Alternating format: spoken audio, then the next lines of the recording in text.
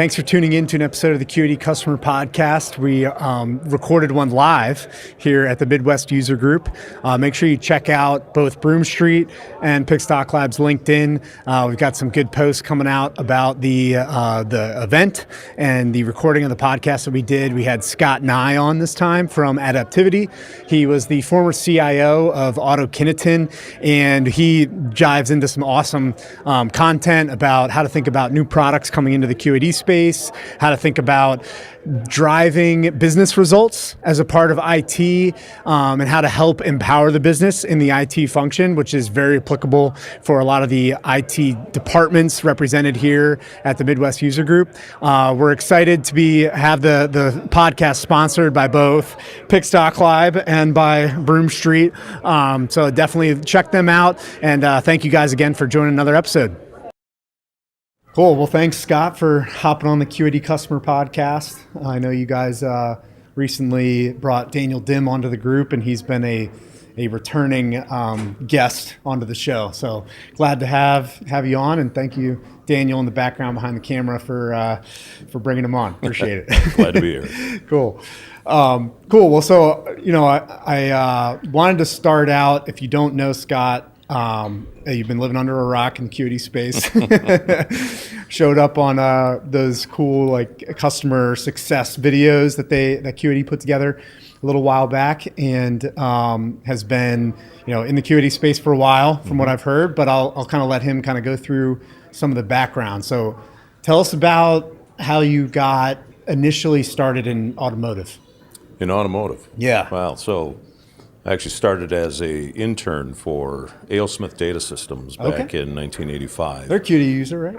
A.O. Smith, the A.O. Smith Corporation, the water products company, yes, they were a QAD user. But I came into the Data Systems subsidiary, which focused on doing IT work for the rest of the corporation, and then they also did electronic funds transfer switches. Yeah. And 86, they sold that part of the business to Deluxe Check Printers. The rest of us all became part of A.O. Smith Automotive, one of their biggest division. Okay. So Deluxe, that's like the well-known Deluxe guys checks, that printed the checks, yeah. Pretty sure we just got some, didn't we, Jason? Deluxe checks. So they got involved in the ATM switch software and took that. So we were left to be part of the A.O. Smith Corporation.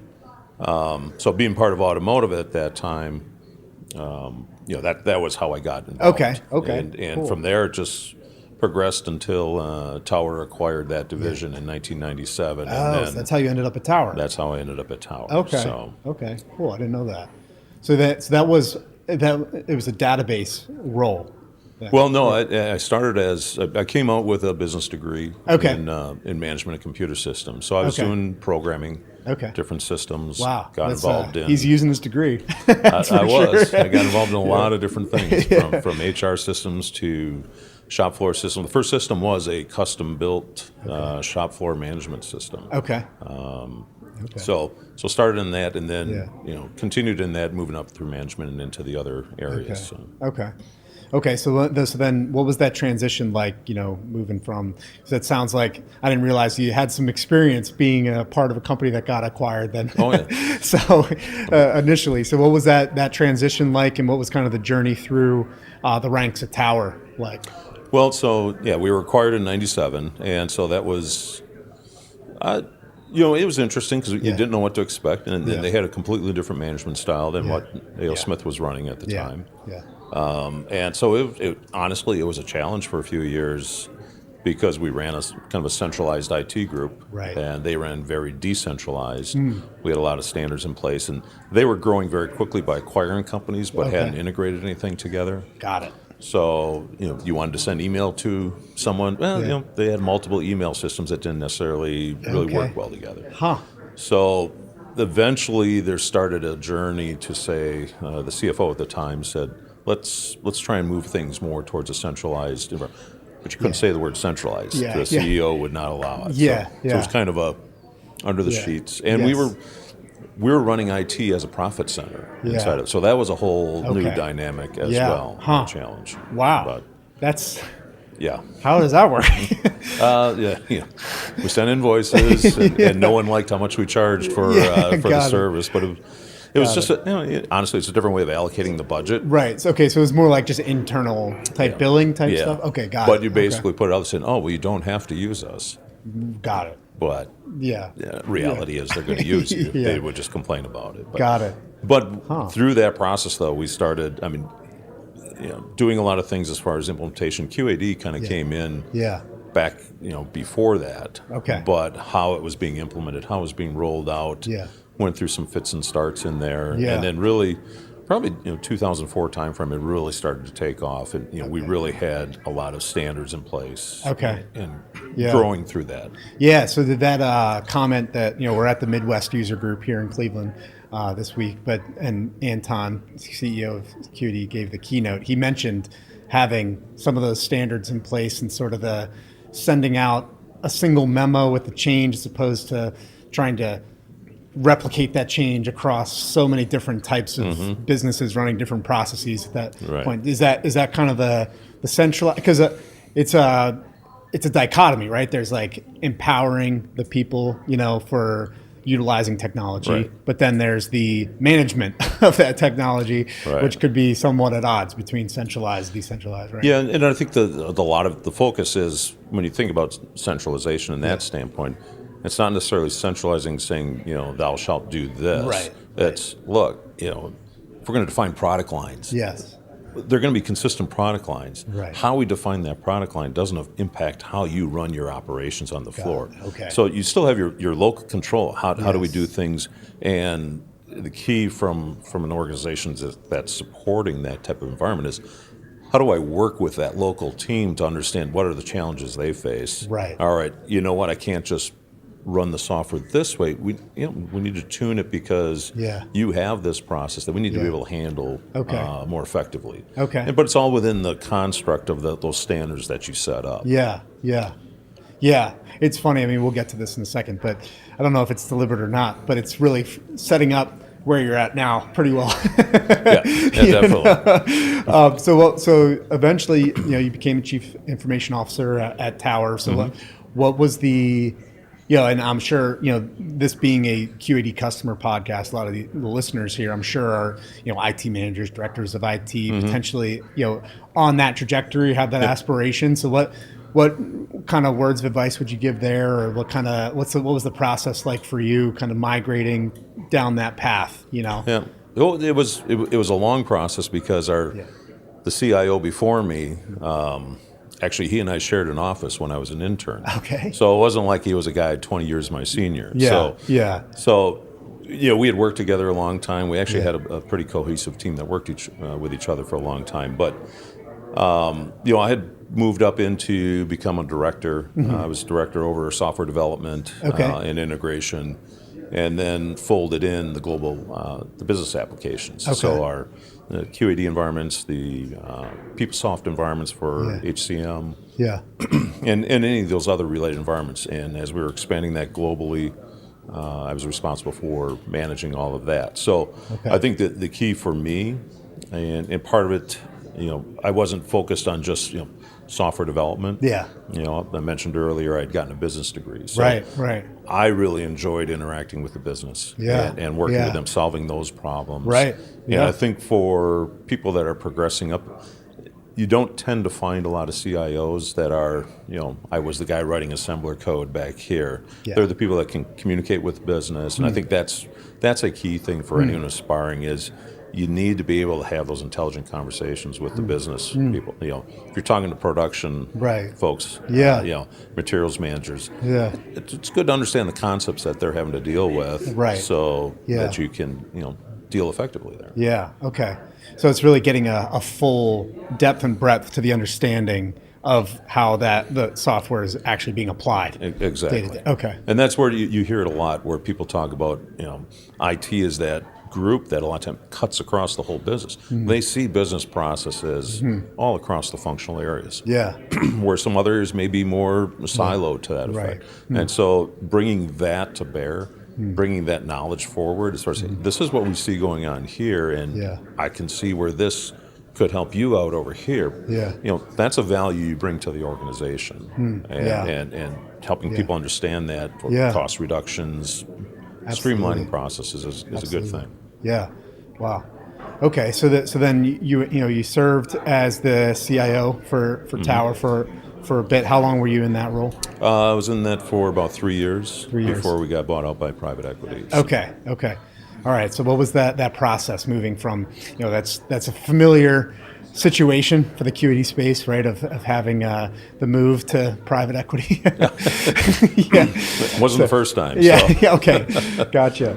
So how was that? Well, so in my case, we were the company that was acquired. Okay. So Tower was acquired by Auto-Kineton. Yes. Yeah. And so Auto-Kineton they had purchased a company beforehand, L&W Products. Okay. And so they pretty much had that management team in place, and they looked at it, and for the most part, they made the decision to stick with most of their management team. Okay. So on the Tower side, most of the executive team was on the short end of the stick, which that's what happens in PE. Right. Right. So, we all understand that. Yeah. So that just gave time to sit back and go, well, what do I want to do? Right. Do I want to go back in corporate side?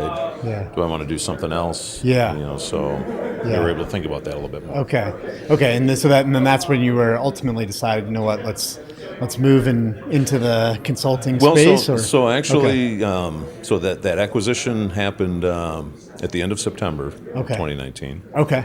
And I think probably about 2 or 3 months later, I got a call from John Graham, and who we had known each other for many years, and he just asked, "Hey, what are you doing these days?" Yeah. I said, "Well, not quite sure." Yeah. And at the time, he was running consulting at Strategic. Yeah. And he was thinking of going off and starting a new company, a new consulting company, a new partner in the QAD space. Yeah. And was I interested? Yeah. And so that started going, and in June of 2020, Adaptivity was born. Okay, wow. So right in the middle of COVID. Yeah. That's a good time. It was an interesting time for, I think, the QAD space, because there was different types of needs, and I'm sure this was across the board, right? But being in technology in the QAD space with a lot of industry that moves very slowly, right? And then all of a sudden they have this force agent that's like, hey, you got to figure out how to adapt to this, big change.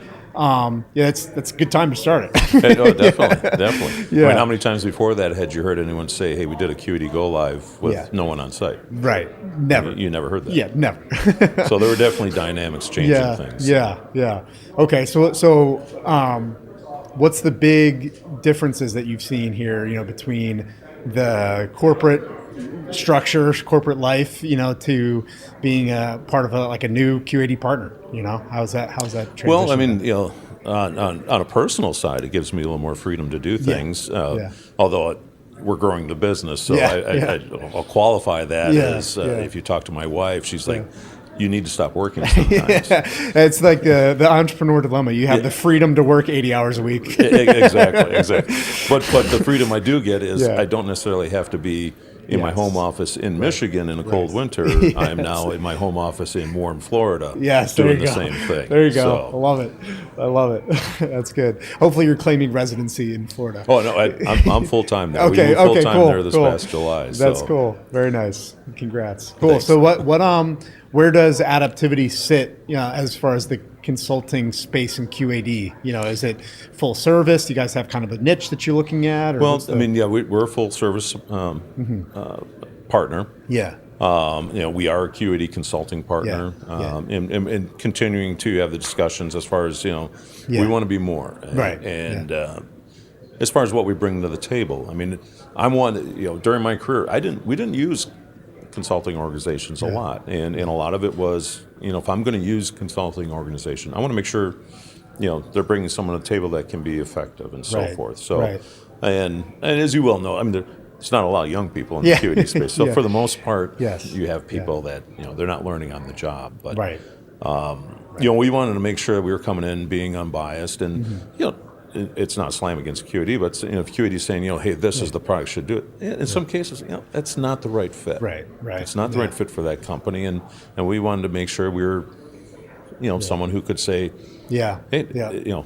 for you, maybe not the right way to go. Absolutely. And so bringing that on, a lot of people say it, but to bring that unbiased opinion to it, and coming from John having that consulting experience, but he was in industry before that. Yeah. And, he hopped around to a couple good QAD names. He had done a QAD selection and implementation, and he was a CIO and general manager. So, so I think both of us having that industry experience, understanding what people are going through, what challenges you deal with. It brings a mindset. I think that we can be relate a little bit better as opposed to, hey, how do I just get billable hours? Right. I mean, obviously. Obviously, we're in this to make some money, but there's definitely a satisfaction in bringing value to our customers. Absolutely. Yeah, and then doing that at scale. It's like another big deal. Exactly. Yeah. Okay. All right, so what does like a typical project look like for you guys? Well, it's kind of varied. I mean, you look at the different things we do. We've actually, being that we're still pretty young, and COVID kind of put a lot of things on hold. There's been a lot of things that we've gone in, I'll call them cleanup activities. There was an implementation, but things weren't good, and so we're coming in and bringing a different perspective and helping to fix things there. And we've had a lot of projects like that. A lot of things that are focused in areas, and we've got employees of ours that, they're apex experts. They bring a lot of that knowledge, and quite frankly, in manufacturing, I think the materials organizations are probably the organizations that are hurting the most. They have a lot of turnover, and a lot of time that expertise, if you get some, it disappears. So having people on our team that can come in and help there, I think is good. But we've been growing, and we've been adding. We don't have just contract. We have a lot of W-2 staffs, and we've been growing that. Daniel just coming on recently. We've expanded our sales organization to get more of that reach. That's awesome. Continue to grow. Congrats, guys. Thanks. That's pretty cool. It is. It's fun. It's probably like a unique situation. It's new, right? If we're not growing, then you're dying. That's what I always say. If you're not growing, you're dying. That's right. That's the way it is. Market decides, not us, right? Cool. Great. So what do you? I mean, there's a lot of changes obviously happening in the QAD space. What sorts of questions or thoughts would you recommend QAD users bringing to the forefront of their mind, whether it's, and you can take it in multiple different directions, I'm sure, whether it's management, IT, business application, being part of the business, back office, shop floor, whatever it might be. But what are some of the things that you think people using QAD should start thinking about, or questions they might start asking, at this stage, with a lot of different product coming out, right? A lot of transition happening. What sorts of things would you be asking? What's interesting is even with all the other products that are coming in here, a lot of the questions and issues that companies are facing are those same ones. We do, our master data is not as clean as it should be, and so forth. And well, how did you manage that when you were at? It's not a simple process. It's we were dealing with some elements of decentralization, if you will, as far as we had implementations in Europe and the U.S. We were able to go through a process as different standards were being put in place. Like they decided they were going to consolidate AP, and this is going back in the early 2000s. It's like, well, if we're going to do that, we have to have some data consistent. So that drove it, and knowing that was an initiative really garnered the support to make it happen, even if it was a little painful in time. So I think a lot of that, having nothing new, having top level support, but making sure the people that are actually implementing understand it, and that support doesn't waver, you can get through things a lot quicker. And it tied to initiatives that are going on. We were doing some things that our executive leadership wanted good information on things. We're doing a lot of things to try and reduce inventory. It's like, well, if we're going to go on this path, instead of us spending our time trying to translate, well, this status code means this here and this one here. Right. Let's go through some of those exercises to clean up, even just take it off in chunks. What are the chunks that are going to have an impact rather than saying, I've got to do everything. Right. Okay. Yeah. So those are common themes that still exist today. It's still the question today. Yeah. But with all the other products coming in, I mean, I think it's, the red zone product I think is pretty interesting because engagement is a huge thing on the shop floor. And I've seen that in other companies, some of the work we're doing with non-QAD companies. You're seeing those challenges on top of ERP challenges they already have. Right. So. Okay. Okay. Yeah, and then there's kind of the push towards the supplier relationship management with purchasing and the allocation networks. They had the digital e-commerce purchase with WebJaguar, and then I'm sure there's more coming down the pipe. Yeah. So if you were at the helm, CIO at Tower today. And how would you, as either an IT person, or if this new product that came into the QAD space now is a part of your specific, realm within the business, how would you evaluate that? Like, how would you think about that? Well, I mean, the one that comes to the forefront, I think that would be probably top of the list as far as something to look at, without taking anything else into context, would be the whole supply chain side. Yeah. It's the ongoing challenge and so forth. That would be one, sitting down with the rest of the materials organizations, the purchasing organizations, and finding out what's working well right now, what's not. Yeah. And again, getting down to what are some potential areas that this might address. Got it. Again, I'm not one for, hey, here's the shiny new object, so we got to put it in. It's like, well, is it going to make a difference? And what's it going to take to get there? Yeah. Okay. And, so how would, because we're talking a little bit like that reminded me a little bit reactionary, right? Like, okay, QAD brought this in, which is not necessarily bad because it could be also, bringing best practice or new concept that is a proactive idea in the business. But how did you bring some proactivity in the business as well? Like, and then in evaluating, are there specific criteria or processes that we can implement into QAD to manage that, and then potentially bring in a consulting partner to help us with best practices, or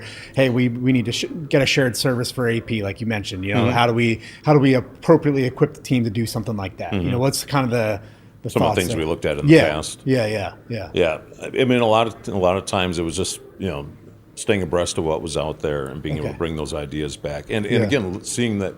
What we were seeing, what were the questions that were coming back to us? Hey, can we do this? Yeah. And for me, it was always asking a question of, well, why? Why are you wanting to do that? Well, because of this. Well, why do you need to do that? Well, to do this. It's almost like taking that 5 why approach. Yeah. That ultimately you get to, they're talking about this and they're really needing this. Now, that can be at a very minute level. Right. But on a macro level, it's like, well, what are some of the challenges? And you've got your Doc Live thing, and we brought in Doc Live because we knew we had, and the biggest challenge, we were running ERS, so we weren't dealing with a lot of invoices coming in, but where we were was in program management and launch. So you're launching a new frame line, and just the capital that was going into, you're talking about spending $75 to $100 million on a new plant setup at the extreme end. Managing all that and having to go through an audit with the OEMs as far as, we need to look at your invoices. They were doing paper routing of that, and program managers down at the plant. He's not in the office there to do that, and so we had seen the product. I think we had talked to you guys a couple of times before that, and it finally got to a trigger point where we were able to, they brought up something that we were able to say, we've been looking at some things. This is something we should take a look at. And I mean, to your point, the answer or the question you're trying to answer matters a ton. Exactly. And like I love that approach in asking why, because it also could translate departments. And we've had situations, I mean, I'm more familiar on the finance side, obviously, but it's like sometimes I'll ask enough questions and we'll get to the point where, hey, this is a purchasing issue. Like, you guys need to go talk to somebody about purchasing. Like, this is not the solution, because the why got us to a different department completely. Yeah, you're at the end of that tail trying to fix something. Exactly. And sources up front. Yeah, so. exactly. It's like, 80% of your invoices aren't matching because the PO's wrong every time. Exactly.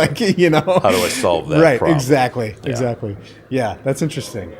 Cool. Well, I appreciate you giving us some time, during the QAD customer this is the QAD customer podcast, the QAD Midwest user group meeting. But any parting thoughts or anything for the QAD space that you'd like to, or anything that Adaptivity has coming down the line that you'd like to plug or anything like that? Well, I mean, I'm hoping everyone's enjoying the conference here. It's good. I mean, it's a good turnout. It's good to see that. Yeah, it was exciting. It's good for all the partner community that that everyone's supporting that going forward. I mean, from our end, we just launched a new service we call Adaptivity Assist, which offers the help desk services, managed database. So giving you that one point, and I think that's one point place to shop, if you will. And I think that's a service that helps those ongoing QAD customers. And let's be honest, there's QAD customers that are thinking of moving away from the product, and if they're not here to advocate that, but if that's the decision they make,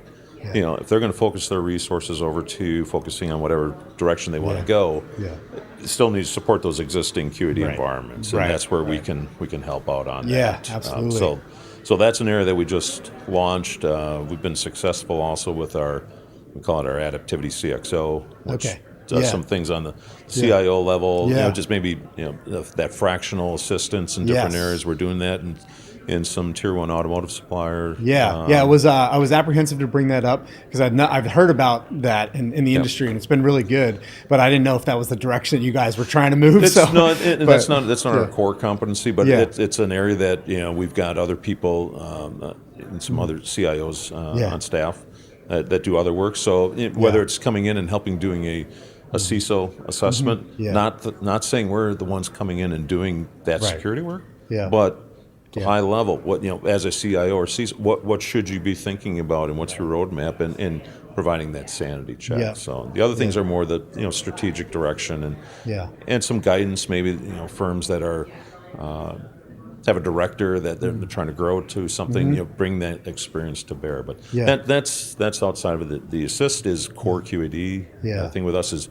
we focus only on QAD. That's where our strength is. Right. And we're not diluting that with going off and selling NetSuite or other things. So we are focused there. And continue. We're continuing to add staff and building that out. So it's cool. I would say, I think Daniel kind of summed it up. He says, we're the newest, oldest kids on the block. Because we're probably one of the newest companies, but combined experience on staff is getting up there quite high. Looking at the even just the list of the people that you got in your group, it's like everybody's come across at least one of these names. It's definitely true. We've been around for a while, so I'd say, come talk to us, see if it's something we can help you out with. Awesome. Well, thanks again, Scott. I appreciate it. I appreciate it's good to talk. We can catch up a little bit. All right. Cool. All right. Thanks man.